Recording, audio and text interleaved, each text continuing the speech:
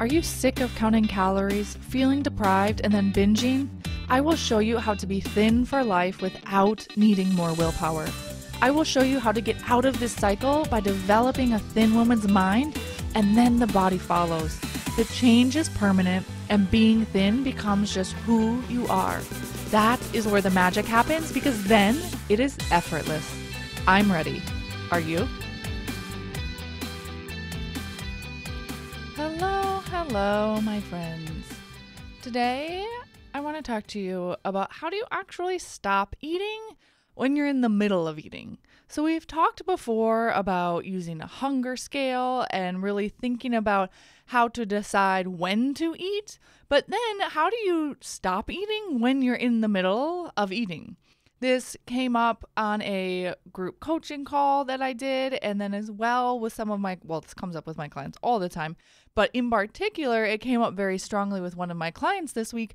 And so I really wanted to share with you how to think about stopping eating in a different way so that you don't need to rely on willpower. So when we talk about the hunger scale briefly, so there's a previous episode that talks about the hunger scale, but that really is a scale from 0 to 10 or 1 to 10, where 0 is not hungry at all and 10 is ravenous. And you're really finding what number do you want to be on the hunger scale before you eat. And it might be different for different times of the day. For me, I like to be pretty hungry before I eat, and so it's maybe a 6 or a 7, and then that's really for me in the morning. I like to be hungrier in the morning. Like I like to let myself get maybe to even an 8 or a 9 before I start eating for the day. And I don't feel restricted or deprived. It just feels totally natural and totally easy to me. And so just finding that number on your hunger scale of how hungry do I want to be before I eat. Also, so that I'm not letting myself become ravenous and then find myself in this scenario where I feel like I literally can't stop, like it is completely out of my control. You can use what I share with you today, both when you're eating, when you were a 5 or a 6 or whatever you wanted to be on your hunger scale, and also if you do allow yourself to become ravenous. Because there are times, especially now that I don't really think about food nearly as often as I used to, it just isn't something I'm thinking about my next meal and the next and the next and the next, that there will be times that I allow myself to almost get too hungry. And then when I go to eat, in the past, it would have just taken over me. It would almost felt like someone else came in and just started eating. But now, even when I do get to that point, which I try very hard not to because it's not very comfortable, but when I do, I'm still able to stop eating just fine. And it is why and how I think about it is what we're going to talk about today. And this is just a reminder, if you're loving the podcast, if you could subscribe, leave a review, that would be amazing. If you've heard in any of my previous podcasts, when I talk about the future and looking towards the future, I have a goal of helping 1 million women change how they think about food, change how they think about themselves. And this podcast is a really big part of that. And so I would love, love, love if you would subscribe, leave a review, because that helps other people find the podcast as well. That's how Apple and all the other platforms promote and suggest podcasts to other people based on a lot of that data that they get. So thank you for doing that. So when you think about stopping eating, when you think about how satisfied am I want you to start to ask yourself some questions, and then I'm going to walk you through some sneaky little thoughts that I think a lot of us have that we don't really realize we're having. But first, I want you to think about how satisfied am I and how satisfied do I want to be? Many of us want to feel really full because we feel like we're almost trying to fill this void. It's we feel like we need to just keep eating and eating and eating and eating. Not because there is an actual emptiness inside of us. It's all coming from how we're thinking and how we're feeling about ourselves, about being with ourselves, about being restless, all of that. So how you start to go through this is really bringing that awareness to what do you want? How satisfied do you want to be? For me, I think about it in percentages, and I think about I want to be about 50 to 60% satisfied, especially when I think about maybe midday when I start to eat, and then maybe in the evening with dinner, I want to be 70 to 80% satisfied. And so it might be different based on different meals, but I want you to think about it very consciously and decide before you go into a meal.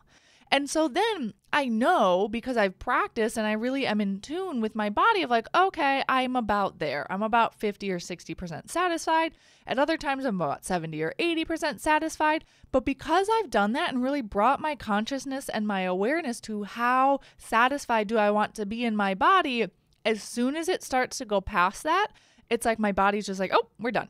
It happens on autopilot. But the way for it to happen on autopilot is to practice it and to really understand what is happening for you.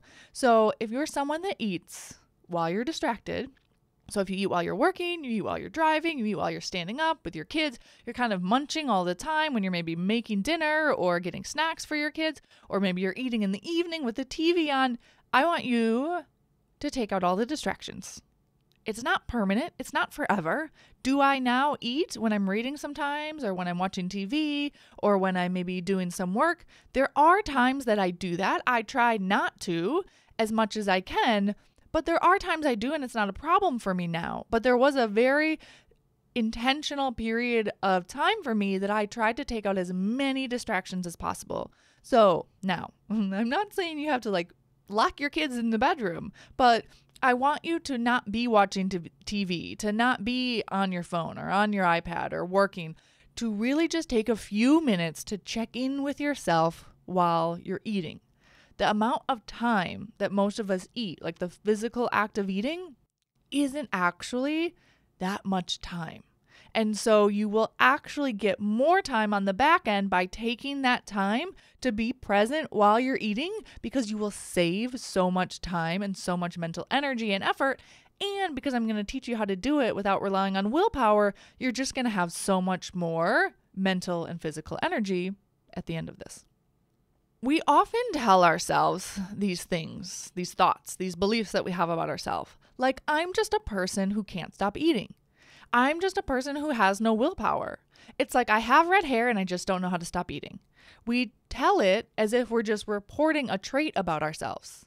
I used to tell myself, well, I'm just a procrastinator. I just don't get things done right away. I'm just late sometimes. Like, we tell ourselves these things about ourselves that feel really real and true. And then we like have all this evidence of why they are really true. And like, I can prove it to you. Look here and here and here. But what I want you to see is that's a thought you're telling yourself. You have a sentence in your mind that might say some version of, I just have no willpower. I'm just a person who can't stop. And so that sentence over and over and over and over again, you've been telling yourself for probably years or decades, that it now feels so real and so true. So then, of course, you think the answer is more willpower. But I want to show you how it's not actually more willpower. And the other part of this is that I think we're really conditioned to believe we need more self-control, we need more discipline, we need more willpower. How often have we heard over our lives that overweight people are lazy? Like, I used to think that as well. And so then I started thinking about myself, and then I just thought, well, I guess I need more control or more discipline or more willpower, or I need to be more productive. Like, there's something fundamentally wrong with me. But that's not actually true. And I know it's not even true about yourself. And so I want you to ask yourself this question. Are there times throughout the day that you don't think about overeating? Like, when you wake up, do you just think about overeating? Is it the first thing you think about? When you're working, do you think about overeating the entire time you're working? When you're playing with your kids, do you think about overeating the whole time you're playing with your kids? Now, there may be moments of it, but I want you to ask yourself, do you think about it every second of every day? And I know the answer is no, because you're doing other things in your life. It may be very prevalent for you. You may find yourself thinking about food a lot, but I know you're not thinking about it every single second. And that is how we know it's not just like a trait. You're not just, I have red hair and I overeat. I have red hair and I don't have willpower. I have red hair and blue eyes and I just don't know how to stop eating. Like, that is not true, because if it was true, you would have the thought all of the time, all throughout the day, every single day. but you don't. And so think about it, especially in the morning. Most of my clients that I work with don't overeat in the morning. They don't have the desire to overeat. They don't think about food consistently all morning. For so many of us, it's at night, or it's when we're stressed, or there's other conditions that then our brain is triggered to think about food. But you don't think about it all of the time, because the thought, I just can't stop, I don't know how to stop eating, I have no willpower, is not a personality trait. It's just a thought you've been practicing over and over and over in your mind that has created a belief that you have about yourself. And it is 100% changeable. So I even looked at the definition of, okay, what is willpower? I hear this so often, especially when people are interested in working with me. They're like, can you just show me how to have more willpower, more control, or more discipline? And I always want to say to them, no, you don't even need those things. And that is where the magic happens, and this is why. Google says willpower is control exerted to do something or restrain impulses. And then the definition right below it says most of our bad habits are due to laziness or lack of willpower. And I'm like, what an indication of what we have learned and been culturalized to believe, and as a society, that we just have bad habits because there's something intrinsically wrong with us. We're lazy or we have a lack of willpower. And that is so clear to me of like, of course we tie laziness to being overweight. Like, how prevalent is that messaging? And it is just so not true. And thinking about it in that way doesn't serve us. Laziness has nothing to do with being overweight. Being overweight just is a symptom of an unmanaged mind. It has nothing to do with being lazy. So if that's something you've been telling yourself, let's just stop that today. Here's what I want you to do with the willpower you do have, is I want you to use that energy and effort that you've been trying to use to control your food and divert that to now see what's happening in your mind. To take that energy and the effort and to bring it inward to see what's happening in your brain, what thoughts and feelings are producing that action for you. So I want you to imagine then 2 women, and I think I talked about this. I can't remember if it was in another podcast episode or in a video I was recording. I've been recording a bunch of videos, and so sometimes I get confused of where I use specific examples. But I love thinking about this example of 2 women. They're sitting at a table, and there's a huge bowl of peanut M&Ms in front of them. Now, you pick whatever your kind of go-to. You love it. You feel like you could never resist it. It like has a power over you. For me, that was peanut M&Ms. So imagine a bowl of peanut M&Ms or your favorite food sitting there, and 2 women sitting there. Neither of them are eating the M&Ms. They're both sitting there, and maybe they're even conversing. But one woman, her mind is like, I want to eat those, I want to eat those, I want to eat those. And then it's like, no, we don't want to eat those. I'm trying to lose weight. Like, we need more control. We need more discipline. Don't eat them. Don't eat them. Don't eat them. Try not to eat them. Stop thinking about them. Maybe we could go for a walk. Maybe we should think about something else. Maybe we should try this. Maybe we should try that. Like, we don't want to eat them. They're bad. They're evil. They're going to make me not feel good. And then it's like, well, I do want to eat them. They taste so good and they're yummy and they're my favorite and I might never see them again. Right? Like, you know what I'm talking about. And then there's the other woman sitting there and she's like, oh, interesting. Peanut M&Ms. She might even think like, I like peanut M&Ms, but not interested right now. So neither of these women are actually eating the peanut M&Ms. Same exact action, but they have completely different thoughts happening in their brain. And so the one woman that's having this, what feels like a mental battle happening, she has to exert so much willpower. It takes her so much energy and effort to not eat the peanut M&Ms. While the second woman takes no mental energy and effort. It's just like thoughts kind of come in and they come out and she moves on. Now maybe she's thinking about her kids, or now maybe she's just thinking about having the conversation that she's having, whatever it is. She doesn't spend all of her mental energy and effort on trying to not eat the peanut M&Ms. And that is what I'm trying to provide to you. To stop focusing on needing the more willpower from the first woman who's trying to like talk herself out of it. It's so draining and it's so exhausting. And then we go throughout our day, and if that's where you're trying to get to not eat the food from a place of willpower, of course, especially at the end of the day, it's going to feel so difficult. And then the F it, screw it, this doesn't matter, I'll start again another day. All of that comes up because you need so much energy and effort to not eat. And so what if you could just be like the first woman? And you totally can. So when you think about sitting down and eating, I want you to imagine you are eating, maybe you're eating dinner, or maybe you're eating at some point that you're sitting down to have a meal. I want you to imagine yourself undistracted, and maybe even other people are there. Maybe you're at a restaurant, maybe your kids are there, all of the things. So it's not like, well, I need to sit in like peace and quiet in order to eat. But I want you then to imagine your circumstance is you have a physical sensation of food in your body. So you feel food in your body. We're just going to say that that is kind of the fact that's happened. You have that physical sensation. We could maybe even like measure it at some point, but let's just, for sake of this, you have a physical sensation of food in your body. And you have the thought, I just don't know how to stop eating. And I want you to ask yourself, when you have that thought or that version of the thought, whatever it is for you, ask yourself what thought comes into your mind that you are thinking something along the lines of, I just don't know how to stop eating. How do you feel when you think that thought? Like, step into that for a minute. If you can close your eyes and really ask yourself, like, what emotion does that thought produce for me? If you're driving, don't close your eyes. But that thought, I just don't know how to stop eating, for most people feels something like powerless.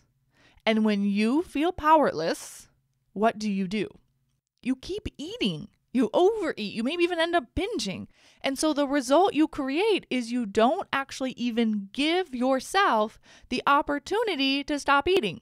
Not because there's something intrinsically wrong with you, not because you're just reporting a fact of like, I just can't stop eating, but because you're believing that thought about yourself, I just don't know how to stop eating.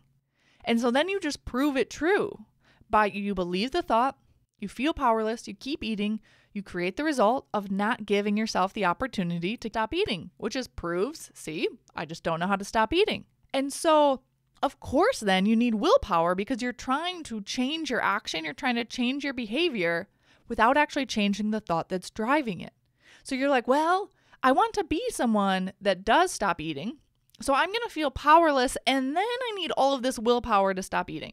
So then what happens is you're like, I have the thought, I just don't know how to stop eating. And you're not working to change the thought. You're trying to just change your action to change your behavior. And so then it turns into so much energy and effort required to actually be able to stop eating. Because you have this really strong thought, I just don't know how to stop eating, but I want to stop eating. And so they conflict. And so of course you need the energy, the effort, and all of the willpower. But what I want you to think about is, what could you think about yourself that is different? I want you to see the thought, I just don't know how to stop eating, is a sentence in your mind. It might feel really real and really true, but what if it wasn't? Who would you be without that sentence going through your brain? How would your life be different? What do you want to think about yourself when you are eating, when you're in the physical act of eating? So when you think about that same exact circumstance, the same exact situation, imagine yourself, you have a physical sensation of food in your body. What do you want to think that drives you to stop eating when you feel satisfied? To drives you to stop eating naturally and easily when you are 60% satisfied, 70% satisfied, 80% satisfied, whatever it is for you. My client this week said to me, I know I will feel better if I stop. And she said, when I think that thought, I feel so capable. And when I feel capable, I stop eating. It isn't something that I need so much willpower to do. And the result she then creates for herself when she thinks, I know I will feel better if I stop, is that she feels better both physically and mentally. And she reinforces that she's that person. I'll feel better if I stop. And so what thought for you serves you in that situation if you find yourself thinking, I'm a person that just doesn't know how to stop? For me, I practice the thought something along the lines of, I'm a person who doesn't even enjoy being full. When I first started, it was something like, it might be possible for me to not want to be full. I actually enjoy not being full. I don't enjoy the physical sensation of that really full, bloated feeling. So when I think the thought, I'm a person who doesn't enjoy being full, I feel very willing. I feel very powerful. I no longer feel powerless. Not because food has this power over me, but because I have a different thought about it. So I want you to use the willpower you do have, the energy you do have, to look at your mind, to look at what is creating that for you. And it's very difficult to do if you're distracted all the time. So that's why I want you to take out the distractions to the extent you can so that you can see what's happening. If you want to next level it, then you get out a piece of paper and a pen. And while you're eating, I want you at some point, maybe halfway through, put the fork down, put the knife down, put the spoon down, stop eating, and just see what's happening in your mind. Write down all of your thoughts. And you can see that you're having all of these sentences go through your mind that might feel really real and really true, but are they serving you? Do you want to keep them there? And then the amazing thing happens as you practice this over time is it just happens on autopilot, but it is something you do have to bring your awareness to, and you do have to actively start to change. You have to actively practice that new thought. And then your body will genuinely not even want to be full. I'm sorry if you could hear that. My dog is in here with me. She's not always in here with me, but she is today. I got her a new bed, and I just love having her around. She was just scratching herself. But if you think about having all of that energy, having all of that willpower freed up that you've been using to try to control your food, to try to be like the first woman having that battle in her mind and trying to not eat the peanut M&Ms, if you could take all of that energy, both physically and mentally, where could you put that in your life? Wouldn't that be so much more interesting and so much more fun to take that energy and put it on something else other than trying to control yourself, trying to tell yourself, I just need more discipline, I need more willpower? You don't actually need more willpower. It is exhausting to try to control your weight and to try to control your food from that place. You can just decide that you want to think about yourself in relationship to food and eating in a different way so that you can have the same action of stopping eating.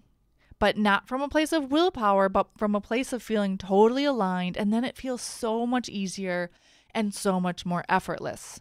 And it is not a coincidence that when I started to change how I thought about myself and food, that I also stopped procrastinating. I made 3 times more money in my corporate career and way more quickly than my peers. I was able to be so much more productive. I was able to do so much more in my life and in the world because all of that energy was freed up.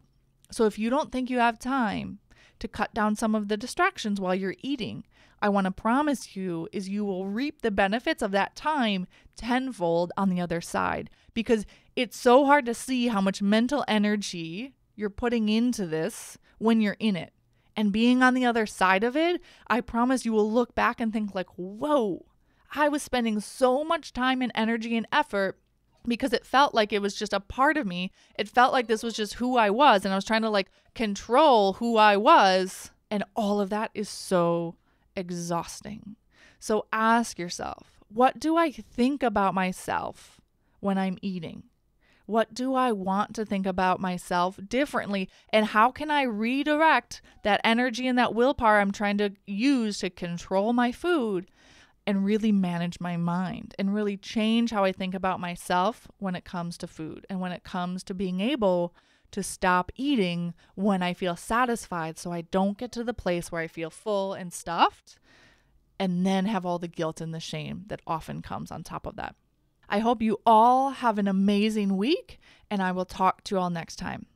If you are ready to really take this work to the next level and completely change your relationship with food and how you see yourself and lose the weight for good and become naturally thin, put this struggle behind you for the rest of your life, I can help you get there. I work with women one-on-one, and we really take this work to the next level so that it becomes permanent and it becomes just a new version of you. Working with me is the last thing you will ever need to completely change your relationship with food and how you see yourself, so that you can go through the rest of your life free from this. You can schedule a consultation and learn more by going over to lauradixoncoaching.com and click on the Work With Me tab. Have an amazing day, my friends.